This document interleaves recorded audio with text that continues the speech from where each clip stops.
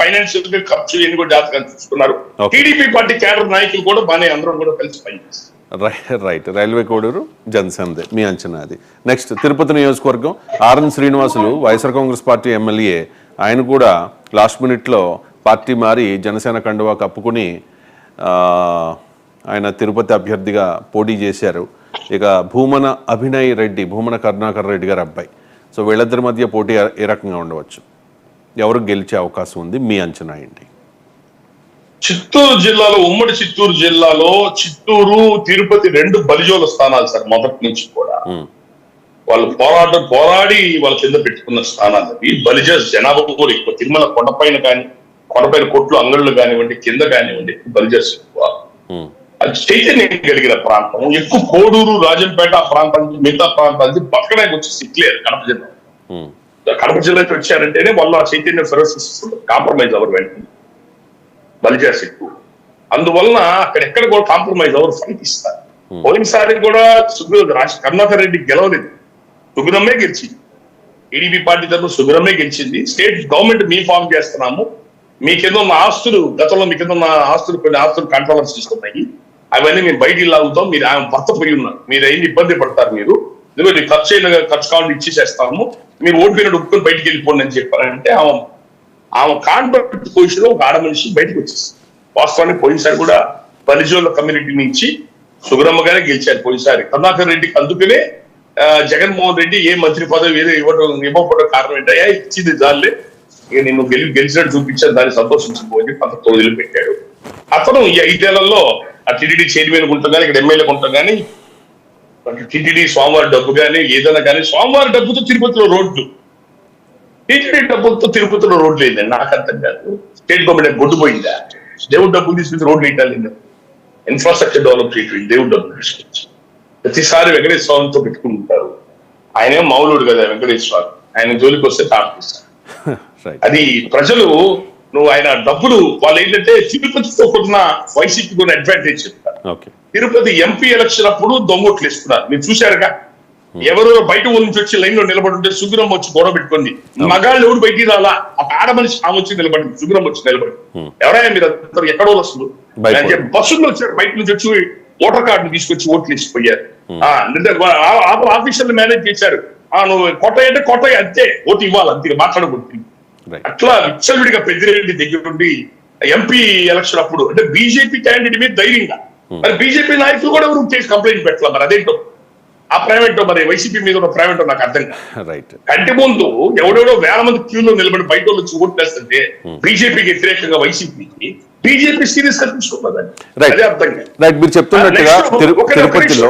Next MLC election లో కూడా 10th class pass అయిన వాళ్ళు 7వ క్లాస్ పాస్ అయిన వాళ్ళు కూడా ఓట్లు వేస్తే టీవీలో మీరు చూశారు. అట్లా అంటే ఎందుకు చెప్పాను ఇదంతా అంటే, తిరుపతిలో ఆ దొంగ ఓట్లు వేసుకునే కల్చర్ అదంతా వాళ్ళు డెవలప్ చేసుకున్నారు వైసీపీ. వాళ్ళు దాన్నే నమ్ముకున్నారు, ఆ దొంగ ఓట్లని. నెక్స్ట్ డబ్బులు, విచ్చలుడిగా డబ్బులు పంచే కార్యక్రమాన్ని నమ్ముకున్నారు తిరుపతి. కాకపోతే వాళ్ళు అనుకున్నట్టుగా దౌర్జన్యపూరితమైన ఎలక్షన్ దొంగ ఓట్లు వేసుకునే అవకాశాలు ఎక్కువ జరగల. వైసీపీకి ఎలక్షన్ కమిషన్ కి జనసేనలు రికార్డు చూపించారు, 20 నుంచి 30 వేల దొంగ ఓట్లు చూపించారు. ఒకే పేరు గల్లలకి అక్కడ ఓట్లు 2 ఓట్లు 3 ఓట్లతో చూపించారు. ఎలక్షన్ కమిషన్ కంప్లైంట్ చేశారు. చివరిలో ఎస్పీ బాగా సహకరించాడు దౌర్జన్యం జరగకుండా. కొంచెం అవకాశం ఉన్నంత వరకు ప్రాంత ఎలక్షన్ జరిగింది. జంగాలపల్లి శ్రీనివాస్ కూడా అతను కూడా 30 నుంచి 40 కోట్లు డబ్బులు వెనకాడకుండా అవకాశం ఉందో అతను కూడా గట్టిగా ఖర్చు పెట్టాడు. కాబట్టి 90% చిత్తూరు కరుణాకర్ రెడ్డి మీద వ్యతిరేకత ఉంది ప్రజల్లో. ప్రజల చైతన్యం కలిగిన వాళ్ళు జనసేన పార్టీయే గెలుచు.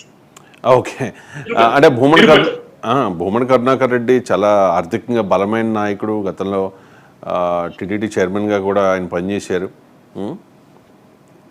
అవును, ఏం పని చేసినా కూడా ఆ డబ్బు ఎక్కడి నుంచి వచ్చింది? కోడూరు నుంచి వచ్చి బతకడానికి జిరాక్స్ మిషన్ పెట్టుకున్నాడు. 100,000 కోట్లకి ఎలా వెళ్ళాడో తెలియదు తిరుపతి వాళ్ళకి. తిరుపతి వాళ్ళు యాక్సెప్ట్ చేయలేదు. రాయలసీమలో ఉన్న తిరుపతి విలక్షణమైన కాన్స్టిట్యున్సీ, అది ఎట్లా పడితే అలా మా ఇష్టం వచ్చినట్టు మేము ఉంటామంటే తిరుపతి ప్రజలు యాక్సెప్ట్ చేయరు. చైతన్యం కలిగిన ప్రాంతము. మొన్న ఓటింగ్ లో కూడా గట్టిగా బలంగానే పనిచేశారు. ముఖ్యంగా బలిజులు, బీసీ కులస్తులందరూ కూడా గట్టిగా నిలబడి పనిచేశారు. తిరుపతి డబ్బు కూడా జంగల్పల్లి సింగ్ ఆయన కూడా ధీటుగానే ఎక్కడ తగ్గకుండా ఖర్చు పెట్టే విషయంలో అతను కూడా గట్టిగానే వాళ్ళకి ధీటుగానే నిలబడి పని చేశాడు. కాబట్టి 90% గెలుపు ఛాన్సెస్ ఆర్ఎన్ శ్రీనివాస్కే. రైట్. తిరుపతి నియోజకవర్గం RN Srinivasulu YSR Congress party MLA. ఆయన కూడా లాస్ట్ మినిట్ లో పార్టీ మారి జనసేన కండువా కప్పుకుని తిరుపతి అభ్యర్థిగా పోటీ చేశారు. రైట్. 2009లో చిరంజీవి గారు గెలిచిన స్థానం ఇది తిరుపతి. సో అక్కడ మెగా ఫ్యాన్స్ కూడా చాలా ఎక్కువ మంది ఉంటారు. మీరు చెప్తున్నట్టుగా బల్జి కులస్తులు కూడా ఎక్కువే. సో ఆయన వైసీపీ నుంచి వచ్చినప్పటికీ కూడా నియోజకవర్గం మార్చి ఇచ్చారు కాబట్టి అంత వ్యతిరేకత ఉండకపోవచ్చు బహుశా. దాంతోపాటు పవన్ కళ్యాణ్ చిత్తూరులో వ్యతిరేకత ఉందండి. అందుకే నియోజకవర్గం మార్చారు. పట్టించుకోలేదని వైసీపీ పార్టీ అధినాయకత్వం చెప్పిన ప్రకారం నడిచి ప్రజలతో సరిగ్గా లేడని ఆ వ్యతిరేకత ఉంది. అందువల్లే వైసీపీ పార్టీలో టికెట్ రాంది. తిరుపతికి వచ్చినా కూడా ఎక్కడో పరిస్థితికి వచ్చి నిలబడ్డాడు, మన ఊళ్ళో నాయకులు లేరని వ్యతిరేకత వచ్చింది. బాగా వ్యతిరేకత వచ్చింది. దాన్ని పవన్ కళ్యాణ్ గారు, చంద్రబాబు నాయుడు గారు వాళ్ళే వ్యక్తిగతంగా ఇనిషియేటివ్ తీసుకొని పోయి కూర్చొని అందరిని పిలిపించి మాట్లాడి గట్టిగా పనిచేసి సహకరించినంత వల్ల చివరి దేశంలో దాదాపుగా అందరూ కోఆర్డినేట్ అయ్యి ఒక బలమైన శత్రువు ఉన్నప్పుడు మీతో అందరూ ఏకమవుతారు. రైట్. ఇక్కడ నా క్వశ్చన్ ఏంటంటే ఫైనల్ గా దాసరామ్ గారు, పవన్ కళ్యాణ్ చెప్తూ ఉన్నారు 100% స్ట్రైక్ రేట్ అని చెప్పి, మీ రిపోర్ట్ కూడా అలాగే ఉంది 100% స్ట్రైక్ రేట్ అని చెప్పి. కానీ ఎంత మెజారిటీ 100% స్ట్రైక్ రేట్ అంటే నేనేమి అద్భుతమైన ఎలక్షన్ జరిగి ఏదో రిజల్ట్ అద్భుతం వస్తే చెప్పట్లేదు సార్. చివరి విషయంలో ప్రజలు చాలా చోట్ల అన్ని నాయకులందరూ కూడా ఏకమయ్యారు, ఒక చోటకు వచ్చి పని చేసుకున్నారు. ఎన్ని మనస్పర్ధలు ఉన్నా కూడా. రెండోది ప్రజలు కూడా అక్కడ గాలి, మీరు యాంటీ జగన్ అనే గాలి, ఇప్పుడు గాలి ఇచ్చినప్పుడు కుక్కల నుంచి పెట్టినా గెలిచేస్తారు సార్. గాలి అట్లాంటి కొంతమంది ఉంటారు క్యాండిడేట్లు, వాళ్ళకి పార్టీ ఆఫీస్ ఎక్కడుందో కూడా తెలియదు కానీ ఎమ్మెల్యే టికెట్స్ గెలిచేస్తారు. అది వాళ్ళ గొప్పతనమా? దాసరామ్ గారు, ఇది యాంటీ జగన్ గాలి, యాంటీ జగన్ గాలి. ఆ యాంటీ జగన్ గాలిలో వీళ్ళకి ఛాన్సెస్ ఉంటాయని అంటున్నా. 2019 ఎన్నికల్లో మీరు చెప్పింది వాస్తవం. అసలు ఆ నియోజకవర్గంలో అతని పేరు తెలియదు చాలా మంది ప్రజెంట్ సిట్టింగ్ ఎమ్మెల్యేలకి. సిట్టింగ్ ఎమ్మెల్యేల పేరు ఆ నియోజకవర్గంలో అందరికీ తెలియదు కూడా.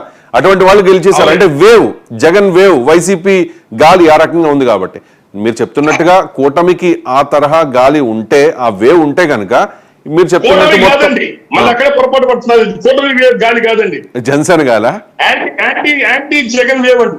అదే అప్పుడు యాంటీ చంద్రబాబు, ఇప్పుడు యాంటీ జగన్. పవన్ కళ్యాణ్ గారు వినండి, పవన్ కళ్యాణ్ గారి ప్రభావం ఏంటంటే బయట ప్రాంతాల నుంచి 20 లక్షలు 30 లక్షల మంది జనం ఓట్లేశారు బయట నుంచి వచ్చి.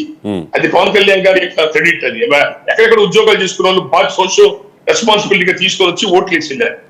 ఇక్కడ ప్రజలు మాత్రం కూటమి వీళ్ళు కలిసి విధానాన్ని అలిచిన 20 సీట్లు తక్కువ, బీజేపీ 10 సీట్లు తక్కువ ఆనందపడిపోయేవారు ఓట్లు ఇలా. ఇది జగన్కి వ్యతిరేకమైన గాలి, అతన్ని భరించలేమని చెప్పిన ప్రజలు తీసుకోండి నిర్ణయం. ముఖ్యంగా కాపు కమ్యూనిటీ, రాయలసీమ బలిజలు, కాపు కమ్యూనిటీ, చదువుకున్న బ్రాహ్మణులు, వ్యాపారాలు చేసుకునే వైశ్యాసు, ప్రభుత్వ ఉద్యోగాలు చేస్తున్న ఉద్యోగస్తులు, వాళ్ళ కుటుంబ సభ్యులు ఇతరుని భరించలేము, ఒక్క ఛాన్స్ అని చెప్పంటే అవే వచ్చింది. 2019లో రాజశేఖర రెడ్డిలా చేస్తాడని చెప్పని ఆ ఒక్క ఛాన్స్ తో ఆయన ఏంటి ప్రూవ్ చేసుకున్నాడు. ఇతను భరించలేమని ప్రజల్లో వచ్చిన ఆ వ్యతిరేకత ఈ గాలి. రైట్. ఓవరాల్ ప్రెడిక్షన్ చెప్పగలుగుతారా? ఎందుకంటే మరి కొన్ని గంటల్లో ఎగ్జిట్ పోల్స్ కూడా రాబోతూ ఉన్నాయి. మీ అంచనా